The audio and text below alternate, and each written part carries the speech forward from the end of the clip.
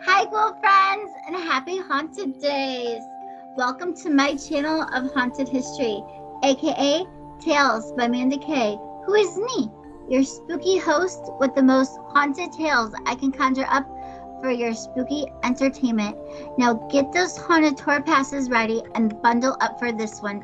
It's gonna be cold and creepy. We're going to Alaska. And when you think of Alaska, I doubt ghosts are something you think of. When I think of Alaska, I think desolate, cold, not very populated. I also think of a perfect place to whale watch. Also very wild with bears, wolves, coyotes, other woodsy creatures. A perfect place to hide a body. It's Alaska. And we're going to a village that used to have a very large population. It's now dwindled down to 70 residents. Where is this location? Well, it's a native indigenous village of Eklutna, Alaska, 24 miles northeast of Anchorage. And I went down a rabbit hole with this story.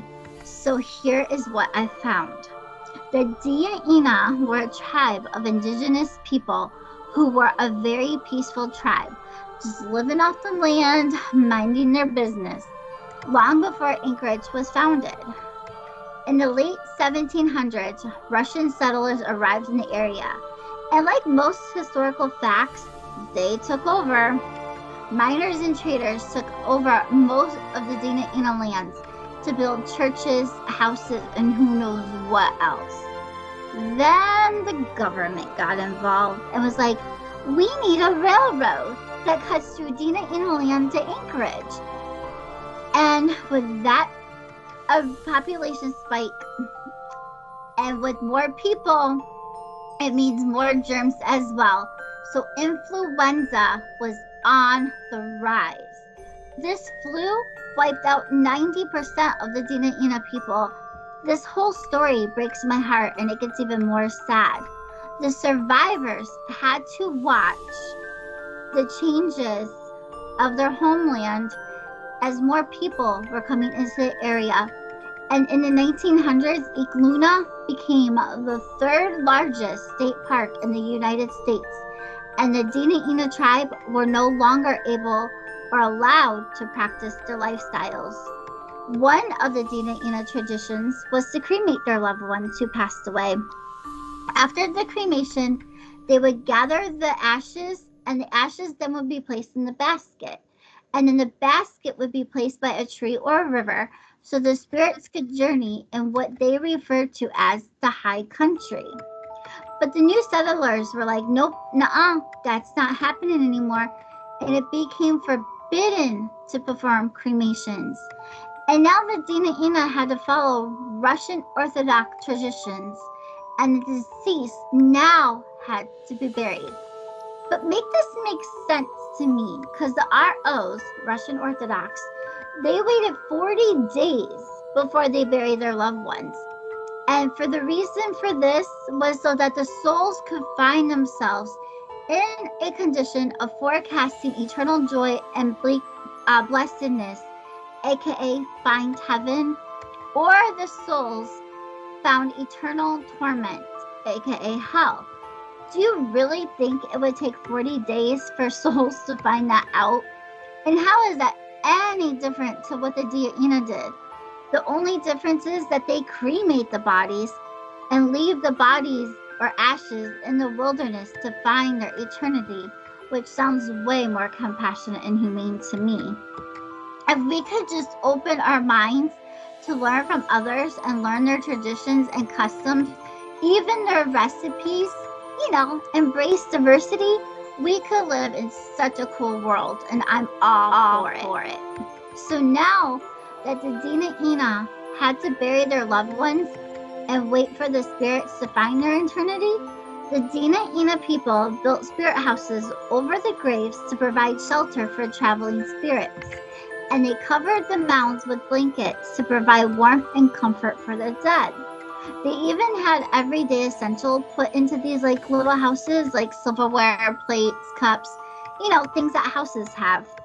And to what To know what family members belong to who, they painted these houses in bright colors. And most of the spirit houses included 3 Russian Orthodox crosses. You can still see the cemetery today with all the colorful houses along with the RO Church and other buildings that are still at this location. And here is the last bit of history I want to share with you. On December 18th of 1971, Perez Richard Nixon signed a law called the Alaskan Native Claims to the Settlement Act that allowed Alaskan natives to retain 44 million acres of land in a cash settlement. This act created 13 regional corporations and about 175 village corporations, and Eklutna Inc.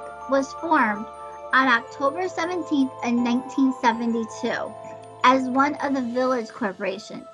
As of today, Eklutna Inc. has used several strategies to find balance and keep its position as the largest private landholder, still working hard to retain its Ina identity, to honor their name given and to give them recognition that they deserve.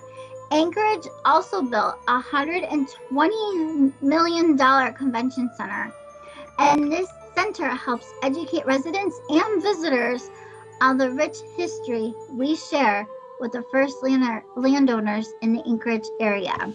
Now, I'm sure some of you are wondering why. Like, why are we honoring these people? And I will give you my personal thoughts on this. Remember when the Russians came into their land? Did they fight them? No. They saw that they were making changes in the land and they did not fight. Remember, they were a peaceful tribe. Also, they showed compassion to the RO's dead as well as their dead before the ROs took over their land. And lastly, why not? Indigenous people and almost everyone who showed honor deserves honor. I know there's many honorable people. They're hard to find, but they're out there, I promise. Now, ready for the haunt? Because I sure am. So why not start with those spirit houses in the cemetery? Visitors have had eerie encounters here. Things in those little houses have been moved as if being used. A blanket will look like it's been tossed off as if they had just woken up. There's noises at night. People hear footsteps, especially when you're standing still. It's like they're wandering around to find where they still belong. And I'm sure there's many lost. I mean, wouldn't you be lost having to wait to be buried for 40 days? Or maybe they're not lost. Some of them could still be out for revenge. And there's Eklutna Annie, an unidentified murder victim whose body was found in a wooded area in July of 1980. She was murdered by serial killer Robert Hansen.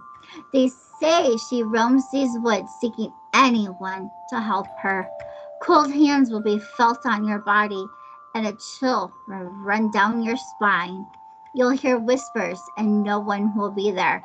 And then far off in the distance, you can hear screams. Run to where you heard the screaming and nothing will be there. Even screams on the other side of a river can be heard.